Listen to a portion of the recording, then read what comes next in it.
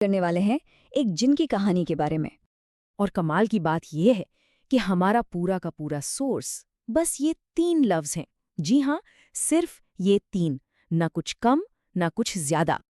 अब सवाल ये उठता है कि आखिर इन 3 छोटे से लफ्जों में एक पूरी की पूरी दुनिया, एक पूरी कायनात कैसे समा सकती है ना दिलचस्प? तो चलिए आज मिलकर इसी पहेली को सुलझाने की कोशिश करते हैं। तो फिर देर किस बात की, चलिए एक एक करके इन लफ्जों की परतें खोलते हैं। और शुरुआत करेंगे हम सबसे आखिर वाले लफ्ज से, जो कि इस पूरी इमारत की बुनियाद है। और वो लफ्ज है कहानी। देखने में तो ये सिर्फ एक लफ्ज है ना? पर असल में ये अपने आप में एक पूरा का पूरा ढांचा है, एक तरह का वादा है। सोचिए, जैसे कोई कहानी शब्द बोलता है, हमारे दिमाग में फौरन एक खाका तैयार हो जाता है। अच्छा, तो ये खाका या बनावट है क्या? मतलब जब हम कहानी सुनते हैं तो क्या उम्मीद करते हैं? यही ना कि भाई एक किरदार होगा, उसकी अपनी कोई दुनिया होगी और वो किसी सफर पे निकलेगा या किसी मुश्किल का सामना करेगा। ये 3 बातें तो कहानी शब्द के अंदर ही छिपी हुई हैं।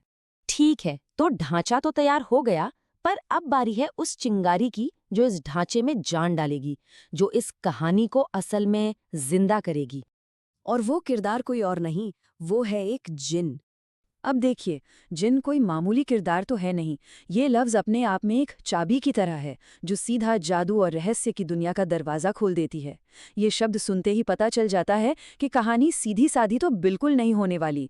यहाँ सही गलत, अच्छे बुरे की लकीरें थोड़ी धुंधली सी होंगी। मतलब कुछ बहुत ही गैर मामूली होने वाला है। एक तरह से ये हमारी जानी पहचानी दुनिया को उस अनदेखी दुनिया से जोड़ने वाला एक पुल बन जाता है। तो अब तक हमारे पास क्या है? एक ढांचा है, कहानी, एक जादुई किरदार है, जिन। लेकिन इस पहेली का एक तीसरा और शायद सबसे जरूरी टुकड़ा वो अभी भी बाकी है, और वो लफ्ज है एक। सिर्फ एक।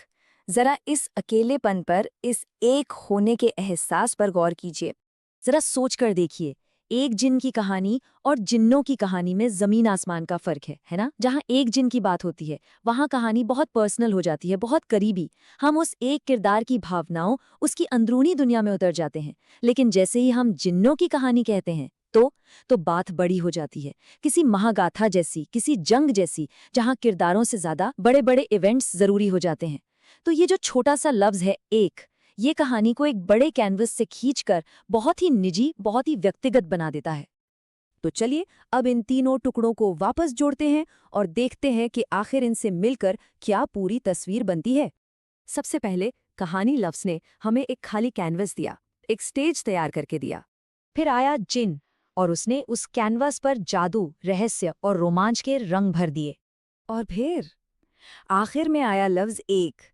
इसने कैमरे के फोकस की तरह पूरी तस्वीर को एक जगह पर केंद्रित कर दिया, ताकि हम सीधा उस एक किरदार के दिल में झांक पाएं। तो मतलब साफ है, एक जिन की कहानी ये सिर्फ 3 लफ्जों का जोड़ा नहीं है। नहीं, ये एक वादा है, एक ऐसे सफर का वादा जो एक अकेला जादुई वजूद तय करेगा। एक ऐसा सफर जो शायद उसे, और मुमकिन है कि हमें भी, हमेशा के लिए बदल कर रख दे। और ये पूरी बात हमें एक बहुत ही दिलचस्प सवाल के मोड़ पर लाके खड़ा कर देती है। सोचिए, अगर सिर्फ 3 लफ्जों में एक पूरी की पूरी कायनात समा सकती है, तो हमारे आसपास, हमारी रोज की बोलचाल में न जाने ऐसी कितनी ही अनकही कहानियां छिपी होंगी, जो बस किसी के ध्यान देने का इंतजार कर रही हैं।